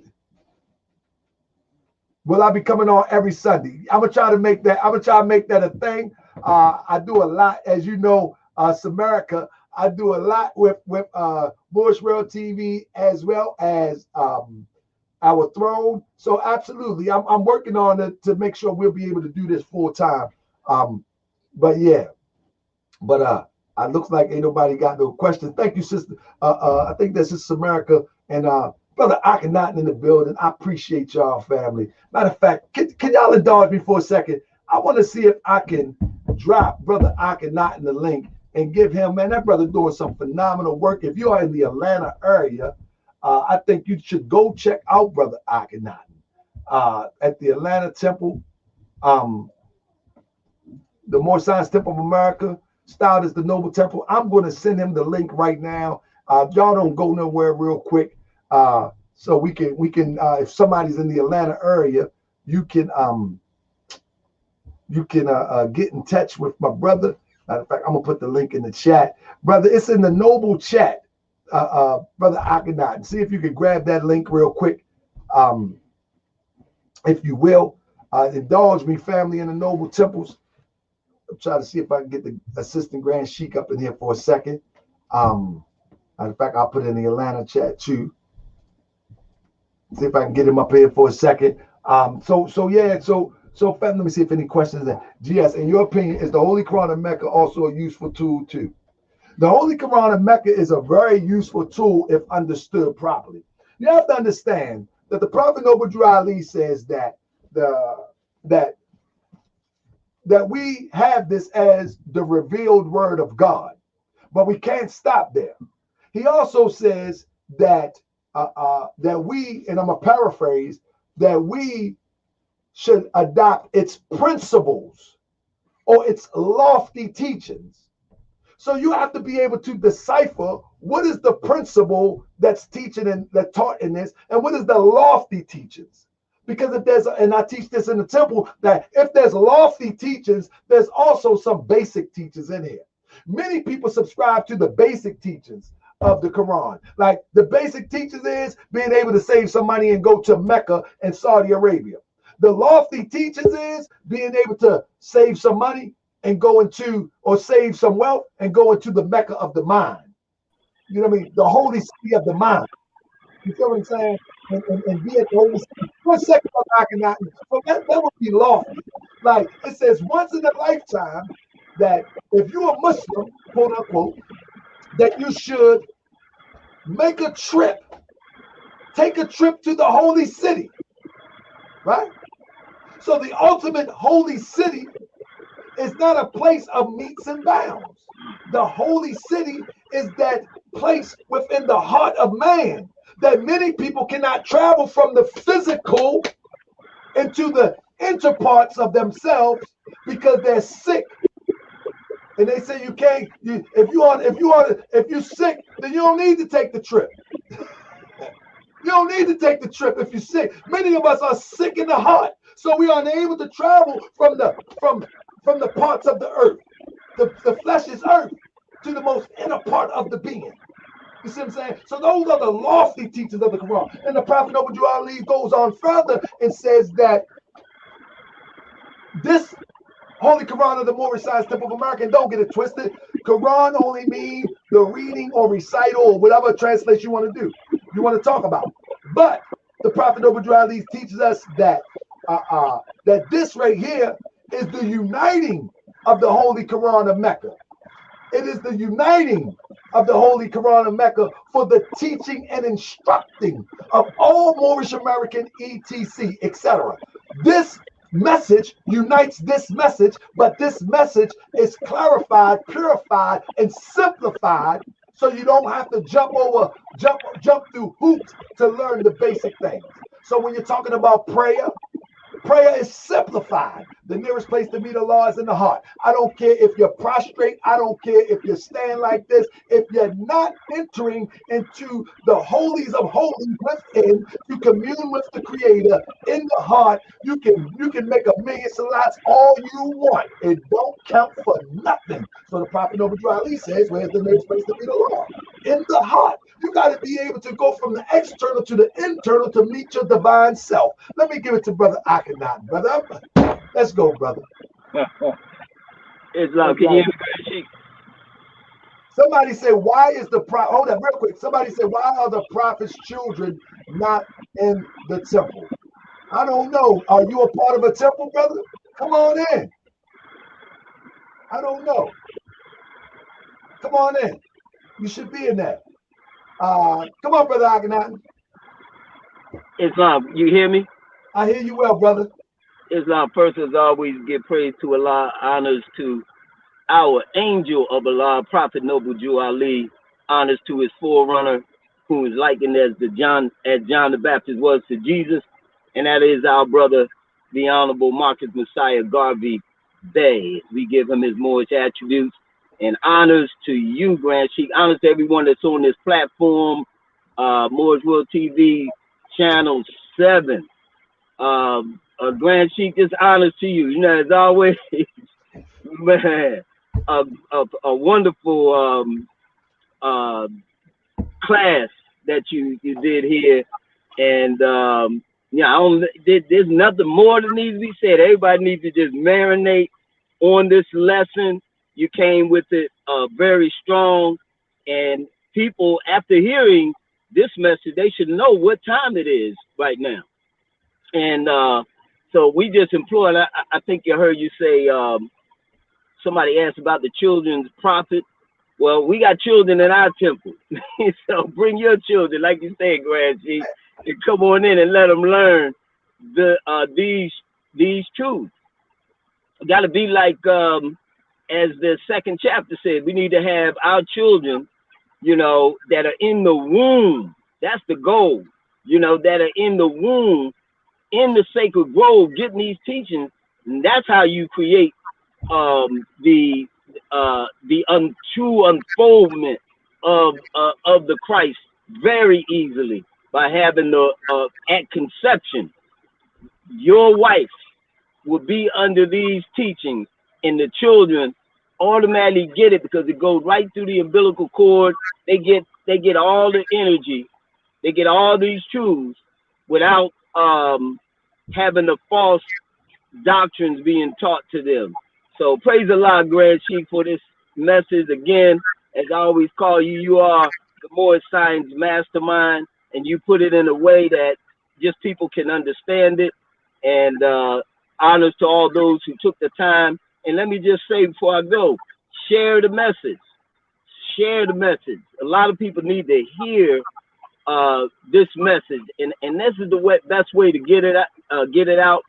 And as the Grand Chief said, if you're in Atlanta, come and see us. Come in the Sacred Grove, come in the temple, and we can address a lot of your questions.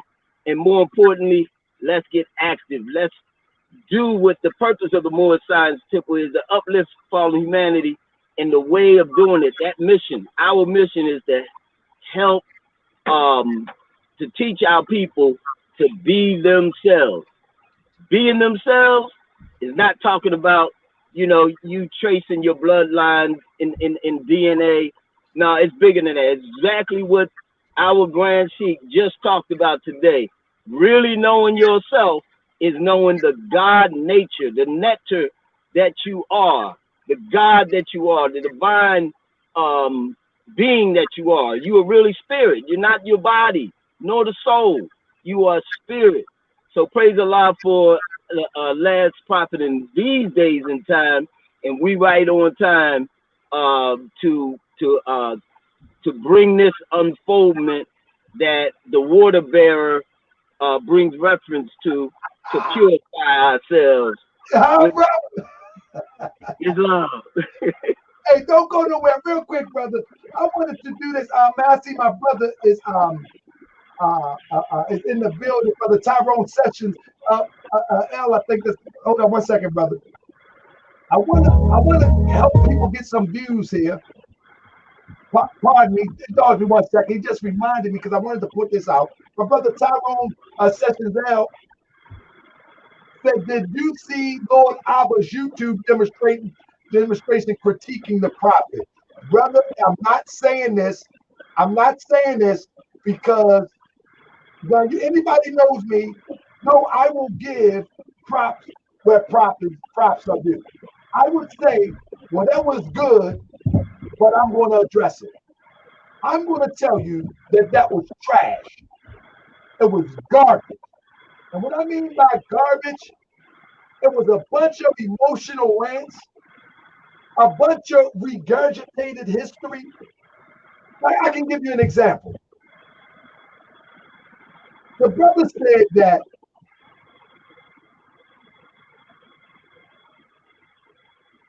Ali Bey said this. I'm going to cover it though, family. That's why I put the link in the chat. Yeah, I'm going to put the link in the chat. I want everybody to go see it. I don't care if it get 1 million views.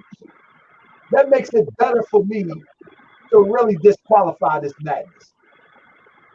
But the brother said, Ali Bey said, I'm going to say something that Lord Albert said. Ali said that, and in fact, I just had it. There we go. Message to America. 1 second. He says,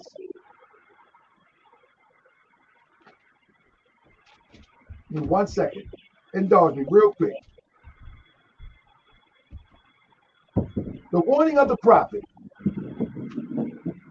In this statement right here, this is what he said. He said,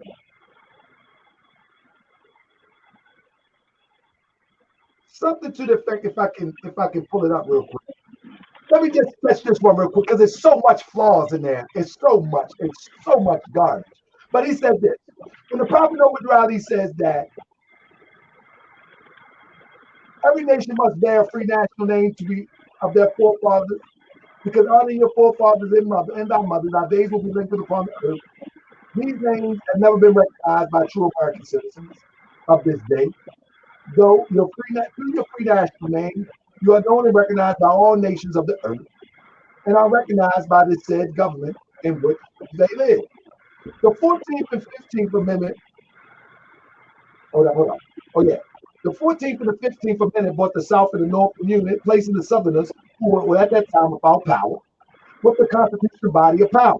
And at that time, 1865, the free national constitutional law that was enforced since 1774 declared all men free and equal. And if men are declared free and equal by the Constitution to be free and equal, since that Constitution has never changed, there is no need for the application of the 14th and 15th Amendment. Stop right there. They said, oh, it is needed for the application of the 14th and 15th Amendment. Because basically they were saying that people were disenfranchised. But obviously these people can't read or comprehend. He said that because the laws that were declared in 1774 that all men was free and equal, they haven't changed. Let me give it to you in the most basic sense. If there was a law in 1774 that said anybody on this soil is declared free and equal, that law hasn't changed. Why do we need another law to free somebody? All you do is enforce the law that already exists. That's why he says there's no need for the application of the 14th and 15th Amendment because it's already on the books. There is no need for the application of the 14th and 15th Amendment if you all men are created free and equal.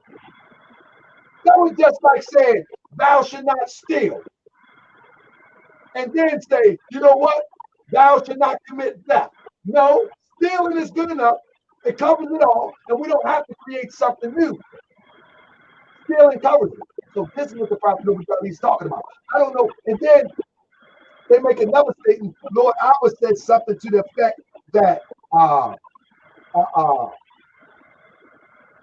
yeah, people be saying that you need a nationality to be in the government, to take part in the government. But back here, we ran the South. We had all the offices fulfilled in the South. Moorish Americans always say that we were instrumental in putting somebody in Congress since the Reconstruction. So what that means is that before the Reconstruction, when Jim Crowism hit, that we were in government positions. We always said, like, how do they make this stuff up? I don't get it. I just don't get it. How they get so mad at people and try to make Prophet Noble Ali seem all crazy and misled, trying to mislead and misunderstand, whatever. But anyway, Tyrone Session there. I am going to address it point by point, but it's so garbage, and it went 4 hours. I'm going to address it in like an hour and a half, just so I can bring clarity to it. But it was just garbage. It was totally garbage. Now I give Alba his props. There is some lessons that Lord Alba knocks out the park, like the Canaanite lesson, like the lessons on the feds. He knocked it out the park. But now that he's mad at Moors and he's with 2 other people that's mad at Moors, he really sounds real bad, man. It makes him look bad, actually. It really makes him look bad. But what I'll do is I want people to go see it. But anybody who sees it knows that it's garbage. I mean, it's horrible. It's crazy bad research.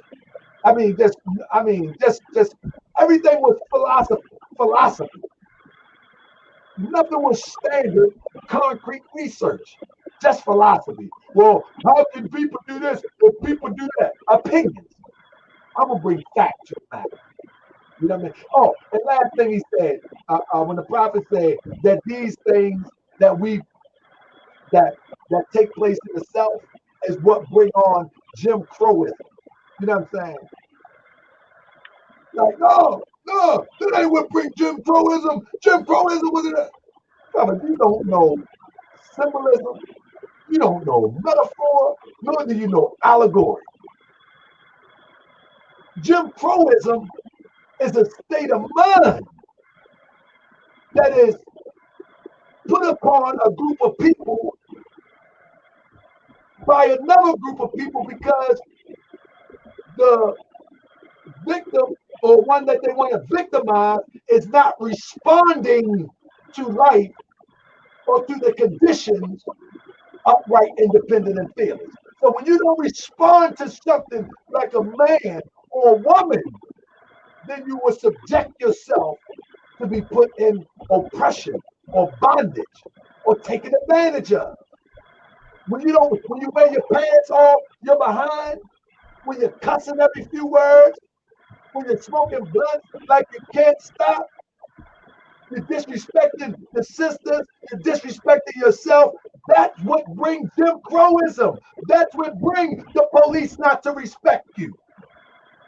That make them say, man, they don't care about themselves. Bow. That's what make them say, no, we're not giving you no mortgage.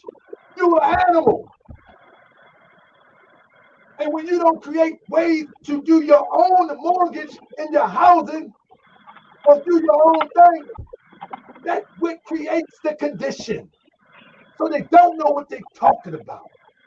I mean, they don't know what they're talking about. We're talking about a condition that is created by our inactivity.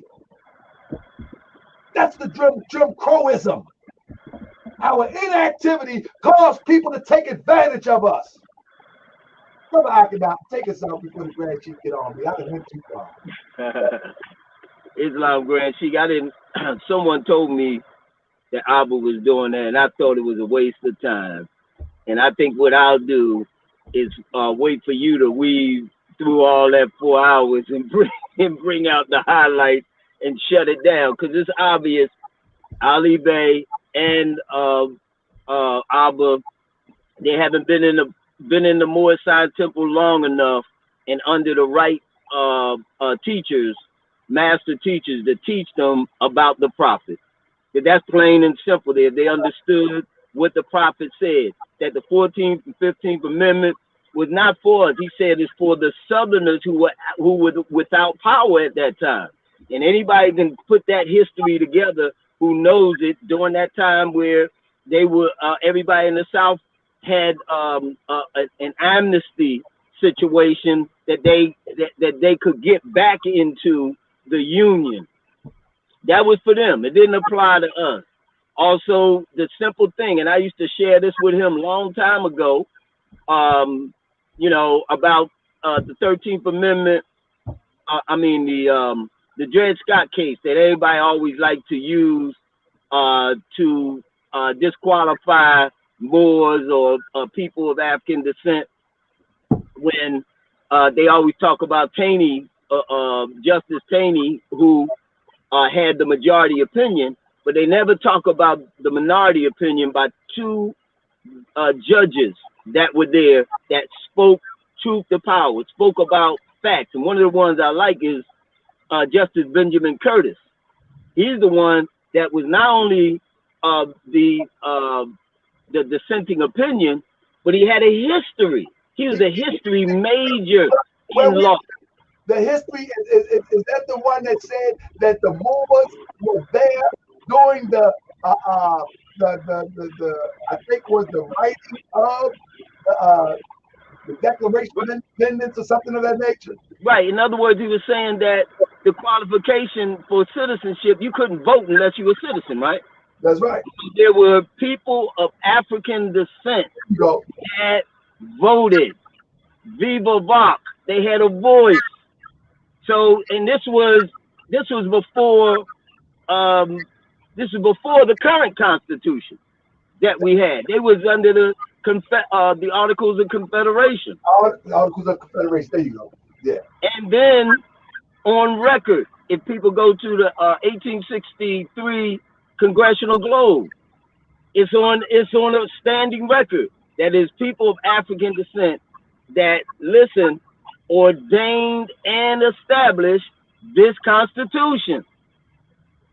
Now we don't have to talk about what they don't tell you, that they already acknowledged that the Constitution was really an adaptation of what already was existing by us as Moorish people on this land. They didn't know anything about Republican form of government, but we taught the Europeans that. So that goes to a whole nother thing, Grand Chief. But I wanted to say this in closing. Abba was so arrogant that he texted my phone that night and he sent me the link and said something to the effect that, well, what you gonna say about this? And so I said, brother, I already know it's trash, but I will debate you and Grimion L. He said, no, debate Ali. I said, why would I debate Ali? He's never been a member of a temple, not even a fake temple. He's never been a member of a temple. He doesn't have a horse in the race. He doesn't know Moorish philosophy. You fake like you know it. Grimion L fake like he know it. I would debate both of you. He declined. I said, I will debate you in Atlanta. And I will go as far as to say that I and the members of the Moorish Side Temple of America, if I can speak for you, we will get the venue and we will debate it before the people that you don't know what you're talking about. Right. I will go slide for slide, but only you or Grimion, because you claim to be a Supreme Grand Sheik at one time. You was under Haroun Renziel at one time. You was invited to the fold by Belial. You declined because you wanted to be your own Supreme Grand Sheik. Grimion L, he was a part of Braswell Bay at one time. He also was a part of another organization of Moors at one time. And also he claimed to be a Grand Sheik at one time. So Ali Bey has no credentials with any Moorish American will respect, but further along that, nor do Abba have any credentials that any Moorish American would respect, or ever had any credentials that any Moor would respect. I tell you what, people might don't like how I'm so bold and so in your face, but I got credentials that the Moorish society at large respect. Islam. Better know it. And anybody that rolls with the Noble Temple, we are the Moorish Science Temple of America. And if I give credentials to any of those brothers or sisters, the Moorish society will respect because they know my pedigree. Islam.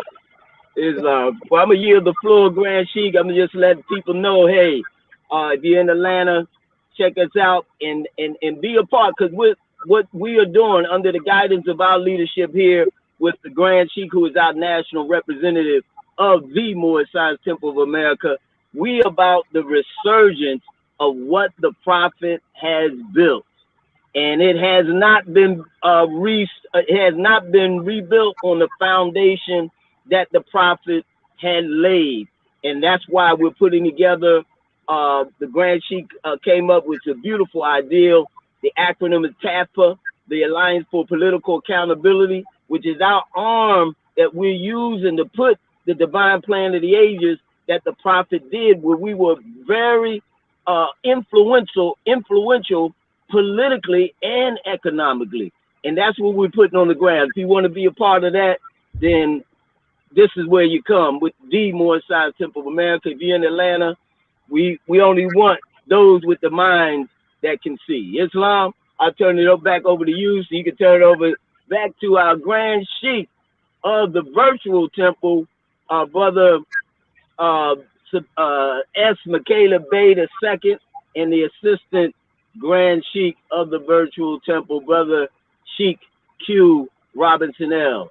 Islam, Grand Sheik, thanks for the invite. Peace and love, family. And thank you, everybody, for joining us. Sister Renee L., Brother Bayes Law, the Noble Temple, Cherie Marie, Tyrone Session L., and everybody, if I forget you, humbly receive my apology. Thank you, Brother Maceo, for your interaction. Antonio Shaw, I appreciate you too. And I appreciate everybody who joined us, America, and everybody who joined us today on this Guidance of the Nations class. And I yield the floor and close this out with a peace and a hearty Islam, family. Go back, rewind it, research it, and take what you can from it. Peace and love, family.